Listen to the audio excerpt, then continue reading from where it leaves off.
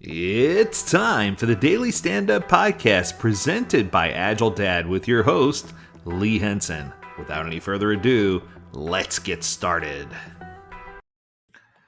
A recent article that was posted compared three different techniques for estimation, and it talked about in Agile how to estimate or how not to estimate. And I thought that was an interesting question. It was quite intriguing. So I decided I'd take a look at this article. And the article was published by a gentleman named Simon Bond, and it was published here a few weeks ago. And it looks like it says he starts off recently. I've been working with my team to help provide the business with the ability to better forward plan and provide certainty around delivering items for a product roadmap. This has formed part of us moving more towards the deliberate agile process, centered on Scrum. Another part, as should be expected, has revolved around improving the estimation of work and understanding what release particular product features will be delivered in. Makes sense so far. With regard to estimation, I previously used a number of techniques. The main ones of these and their relative strengths, as I see them, consist of the following. Okay, so it sounds like to me he's going to start off by kicking off and telling us about which techniques he's used and which ones have been the most successful. Of course, he uses relative estimation first, good call, usually using story points or t shirt sizes.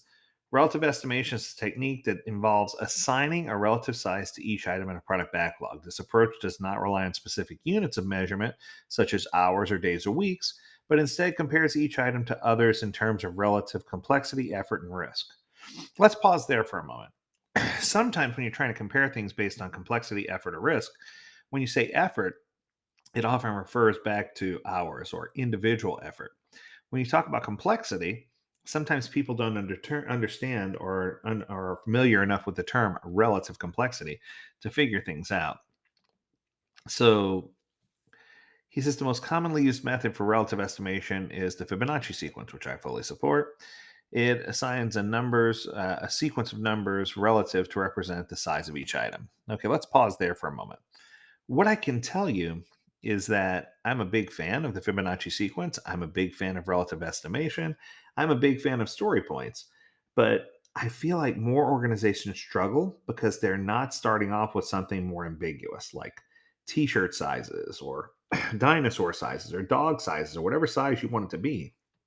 I just think that too often we jump straight to Fibonacci or straight to planning poker. And what winds up happening is because we're using numbers, it raises more eyebrows and questions than any other way.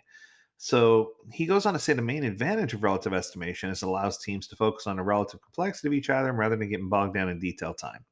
I got news for you, my friend. When you use relative complexity, quote unquote, you are still going to have people giving estimates based on time because complexity is often associated, well, this individual thinks it's this hard, but this individual thinks it's this hard. So it's impossible for you to use a term of relative complexity without engaging at some point in time. So we have to figure out an alternate, a different way. And I'm not saying that, I want to be clear, that relative complexity is bad, but what I'm saying is that you need to make sure that there's a way to isolate so that you're not going back or falling back on time based principles. He recommends planning poker.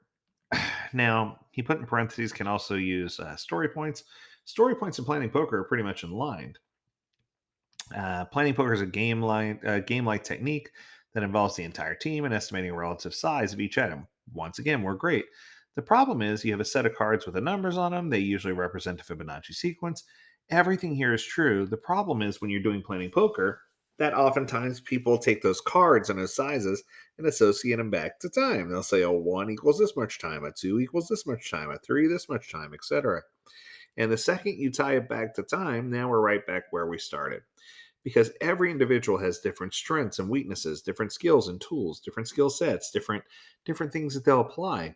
It doesn't make sense for us to try to tie everything back to a number because when we do, we'll discover quickly that the number is irrelevant because the number doesn't mean anything and that we need to go back and figure out how we can use something other than a number that people can get their head around and understand so that we can press forward with our estimates. It just makes sense that way.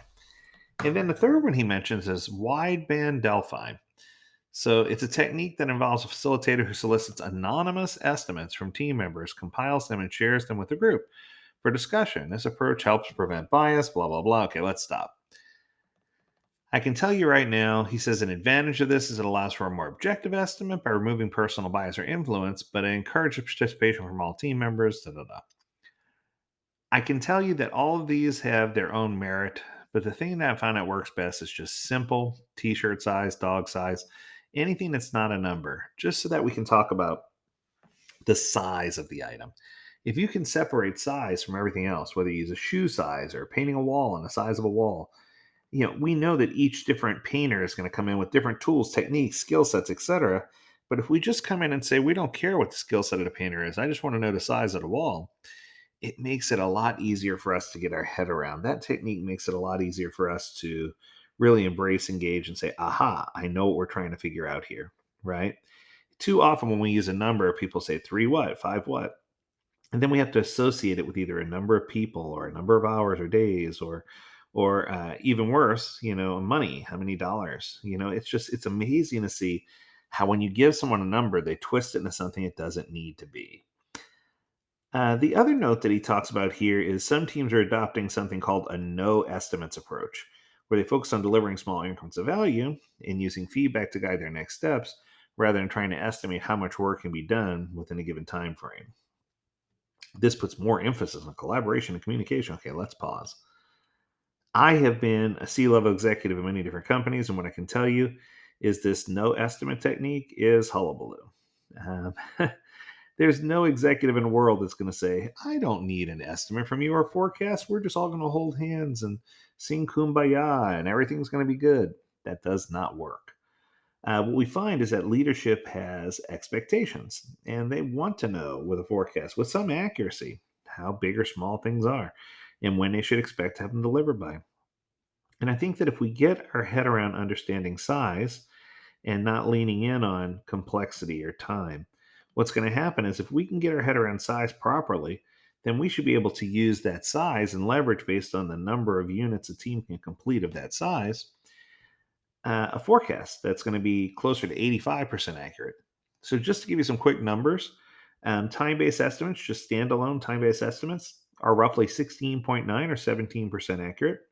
If you're using planning poker, going through each item and having a good high level description and discussion about each one, it increases to about 30 to 35% accurate. If you're doing a technique like rapid release planning with affinity clustering, you're going to wind up getting up to 80 to 85% accurate. So my point is, stop trying to use some of these no estimation techniques or loose number related estimation techniques and focus in, zoom in on something that will really help you, which incorporates size and scope as opposed to effort, because we want to stay away as far from effort as we can. That's going to do it for today's episode. I hope you took something away. If you have a topic you want us to discuss, feel free to reach out to us, learn more at agiledad.com, where I'd love to hear from you. And as always, we encourage you to stay healthy, stay well, and stay agile, my friends. Until next time, do take care.